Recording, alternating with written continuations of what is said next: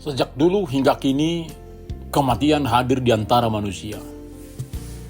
Tangisan kesedihan menggema dari sesama sebelum dia juga nanti ditangisi.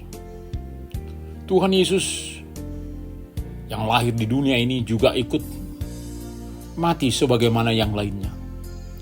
Tetapi sebagaimana yang telah dinyatakan oleh firman Tuhan, dia bangkit di hari yang ketiga dari antara orang mati. Dialah yang sulung yang telah bangkit. Lalu kemudian dia akan membangkitkan semua yang telah mati. Dan sekaligus orang yang percaya kepadanya akan beroleh hidup yang kekal. Selamat hari Minggu Paskah, Bapak, Ibu, saudara-saudara, anak kami yang terkasih. Mari kita bersukacita dengar-dengaran akan firman Tuhan yang selalu menyegarkan kehidupan kita. Immanuel, kita berdoa. Damai sejahtera Allah yang melampaui segala akal akan memelihara hati dan pikiranmu dalam Kristus Yesus. Amin. Firman Tuhan bagi kita tertulis dalam Yohanes 20 ayat 1 sampai dengan 10. Pada hari pertama minggu itu, pagi-pagi benar ketika hari masih gelap, pergilah Maria Magdalena ke kubur itu, dan ia melihat bahwa batu penutupnya telah diambil dari kubur. Ia berlari-lari mendapatkan Simon Petrus dan murid yang lain yang dikasihi Yesus, dan berkata kepada mereka, "Tuhan telah diambil orang dari kuburnya, dan kami tidak tahu di mana ia diletakkan." Lalu berangkatlah Petrus dan murid yang lain itu ke kubur. Keduanya berlari bersama-sama, tetapi murid yang lain itu berlari lebih cepat daripada Petrus, sehingga lebih dahulu sampai di kubur. Ia menjenguk ke dalam dan melihat kain kafan terletak di situ, namun ia tidak masuk ke dalam. Datanglah Simon Petrus juga menyusul dia dan masuk ke dalam kubur itu. Ia melihat kain kafan terletak di situ, sedangkan kain peluh yang tadinya ada di kepala Yesus tidak terletak dekat kain kafan itu, tetapi terlipat tersendiri di tempat yang lain. Sesudah itu, masuklah juga murid yang lain yang lebih dahulu sampai di kubur itu, dan ia melihatnya dan percaya. Sebab selama itu mereka belum mengerti kitab suci yang mengatakan bahwa ia harus bangkit dari antara orang mati.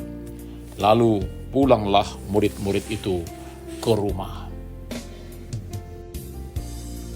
Sesuatu yang sulit dimengerti oleh logika, yakni kebangkitan, walau sudah dinyatakan firman Tuhan, juga realitas dengan beberapa orang yang sudah pernah dibangkitkan Yesus.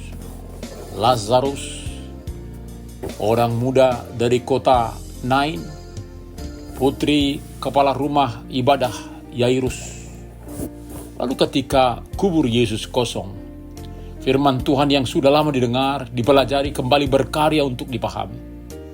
Kebangkitan Tuhan Yesus menjadi jalan bagi setiap orang boleh mengerti berbagai pernyataannya di dalam iman. Kematian saja yang sangat sulit dimengerti, dan bangkit sudah terjadi, sehingga hal-hal lain sudah lebih mudah dapat dipahami, termasuk janji Tuhan akan kebangkitan setiap orang di hari kedatangannya kelak. Perempuan yang mengasihi Yesus, Maria Magdalena, pada hari pertama minggu, pagi-pagi benar ketika hari masih gelap, pergi ke kubur. Dia kaget sebab ia melihat bahwa batu telah diambil dari kubur. Lalu ia berlari-lari mendapatkan Simon Petrus dan murid yang lain yang dikasihi Yesus, dan berkata kepada mereka, "Tuhan telah diambil orang dari kuburnya, dan kami tidak tahu di mana ia diletakkan." Ketika ada persoalan, ternyata berbagai masalah dengan sesama perlu, sehingga boleh memperbaiki pemikiran kita. Asumsi Maria yang sudah menyimpulkan Yesus mati. Maka dia menduga bahwa jenazahnya diambil orang. Sahabat yang baik senantiasa cepat merespon persoalan-persoalan yang terima. Petrus dan murid yang lainnya itu berangkat ke kubur. Keduanya berlari bersama-sama. Tetapi murid yang lain itu berlari lebih cepat daripada Petrus, sehingga lebih dahulu sampai di kubur. Namun dia tidak masuk, hanya menjenguk ke dalam dan melihat kain kapan terletak di tanah. Simon Petrus juga tiba, langsung masuk ke dalam kubur itu. Ia melihat kain kapan terletak di tanah, sedang kain pelu yang tadinya ada di kepala Yesus tidak terletak dekat kain kapan itu, tetapi agak di samping di tempat yang lain dan sudah tergulung. Lalu masuk jugalah murid yang lain, yang lebih dahulu sampai di kubur itu, dan ia melihatnya dan percaya. Firman Tuhan yang hampir gagal paham dalam dirinya. Sekarang dengan melihat fakta ini, maka pergumulannya yang selama ini telah terjawab. Lalu dia percaya.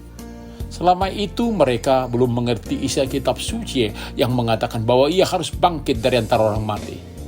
Sekarang mereka berubah, mengaminkan apa yang sudah dikatakan oleh firman Tuhan. Akhirnya mereka berdua pulang ke rumah. Kubur telah kosong, tidak lagi menakutkan mereka.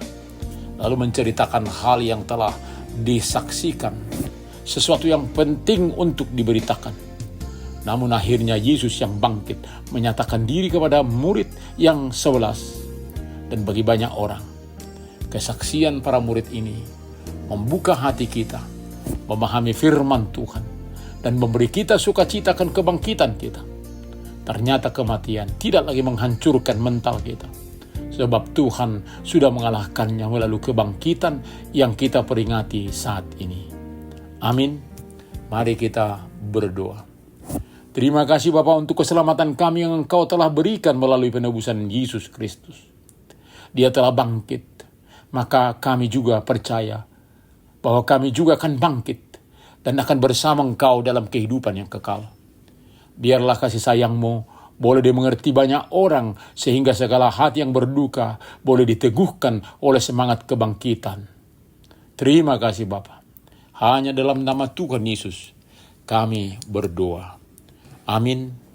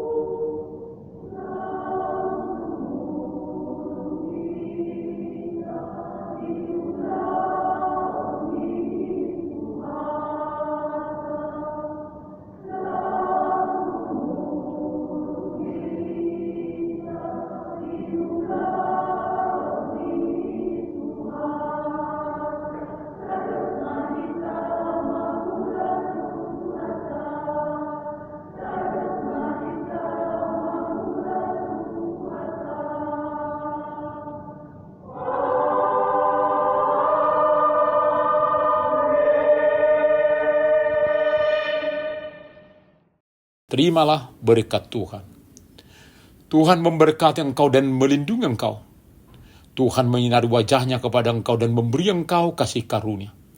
Tuhan menghadapkan wajahnya kepadamu dan memberi engkau damai sejahtera. Amin.